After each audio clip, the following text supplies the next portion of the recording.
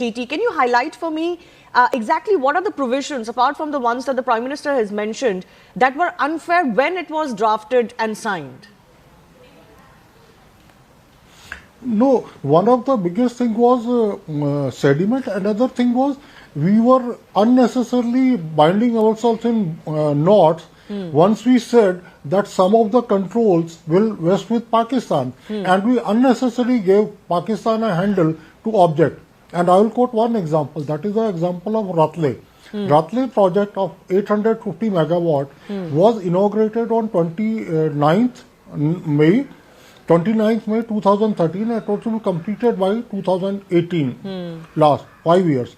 So now we have lost at least 100 megawatt of electricity in production because we allowed Pakistan to raise objections. So many provisions, be it dispute resolution mechanism, which is there in one, and dispute resolution mechanism is three-step process. First is Indus Water Commission, Permanent Indus Commission. Second is the neutral expert. Third is the Court of Arbitration. Right. But what Pakistan has done is does the two processes together, neutral expert and Court of Arbitration. So we have bound ourselves in knots by conceding too many points to Pakistan in a spirit of goodwill, and that spirit has evaporated. Absolutely. Certainly on India's part, that goodwill has evaporated, but also that goodwill that was extended, as you said, to Pakistan at that time wasn't really reciprocated, as we've seen over the last 70 years. But I also want to focus on how they're reacting today. They've been absolutely rattled, particularly by the abeyance of this Indus Water Treaty. Merely 5 days ago, Pakistani Army spokesperson Ahmad Sharif Chaudhry said, "If you block our water, we will choke you." He echoed the exact words of terrorist Hafiz Saeed. Earlier, it was the Pakistani Foreign Minister Ishaq Dar who claimed that any attempt to block Pakistan's water would be treated as an act of war. Pakistan's Defence Minister Khwaja Asif said that any attempt to build any kind of structure on the Indus River would be seen as Indian aggression and would be struck down. Remember, on April 26, former Foreign Minister Bilawal Bhutto Zardari himself had gone viral for saying that Indus is ours and will remain ours. Either water will flow or their blood will. So, very murderous threats that have been coming from the Pakistani side. Sant Kumar Sharma, what do you think makes Pakistan so nervous when it comes to this issue? Why are they so angry more than anything else? In fact, even more than their bases being struck by India, they're more angry about IWT. Why? No, why? Because IWT is what gives them the western rivers. And from that western rivers, the 80% of water that we are saying gives them water for drinking, gives them water for agriculture. And it does about 80% or 90% of their population is dependent on the waters from here. And the first casualty that has happened, the anger in army and the anger in among the senior politicians, because of one thing that we have not discussed so far. What has happened is in the Punjab area there is a Cholistan, which is basically getting water from Chenab, from Marala headworks, and which also gets water from Mangala. So these lands are in large quantity, large measure owned by Pakistani military officers. So one of the biggest pocket, once we have hit the Indus Water Treaty by keeping it in abeyance, the worst hit are actually the Pakistani military commanders. Even Parvez Musharraf owned land there. Asim Munir owns land there. Asim Munir wanted this 6 canal project to draw water from Indus, and he went with Mariam Nawaz, the Chief Minister of Punjab, and inaugurated the 6 canal project on 15th February 2025. So these things are internal contradictions, because once they start the 6 canal project, the Sindh goes dry. So the first thing that happened once we kept the treaty in abeyance was Shehbaz Sharif had to announce that we are giving up 6 canals. So that was a victory for Bilawal, and a defeat for Shehbaz Sharif and Punjabi and army. So that is internal dynamics also, which is a very dangerous dynamic. So when they are putting other and saying Pakistan is losing this, Pakistan will do this, this is basically the Pakistani military which is the worst hurt. That is why. And that is why these statements are coming in. Just stay with me, Mr. Sharma, because I want to focus now on what India is planning to do.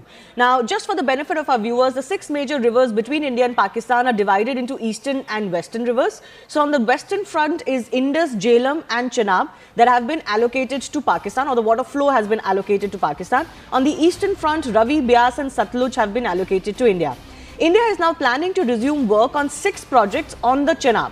First, the Sawalkot project, a proposed run-of-the-river hydroelectric power project in Ramban and Udhampur districts. The project is currently in the permitting stage and is expected to be commissioned later this year. Pakal Dul, an under-construction concrete face rockfill dam on the Murusudha River, a tributary of the Chenab in Kishtwar.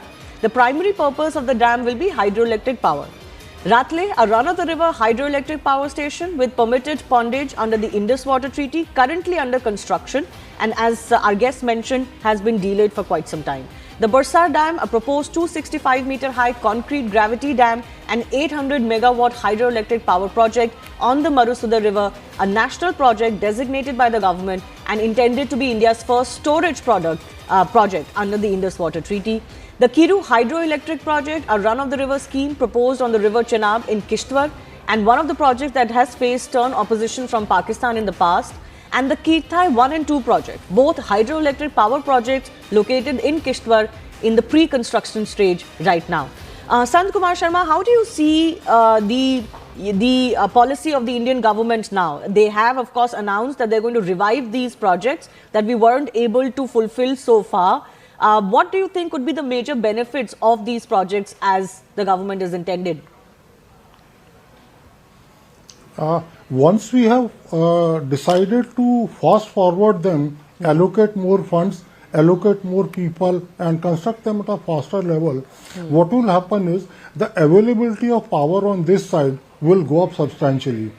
Let me quote one example of Baglihar and Salal. The total storage we have created is only 0.6 or 7 million acre feet. While as what we are allowed under the Indus Waters Treaty is 3.6 million acre feet. So barely about 0.6. That means about 1/6 of what is our. Right. In Pakkal Dul, we are going to do one thing, that is a storage dam, which is just ahead of Kishtwar town as you go towards Gulabgarh and Padar. So in that dam, that is a 1000 megawatt power dam.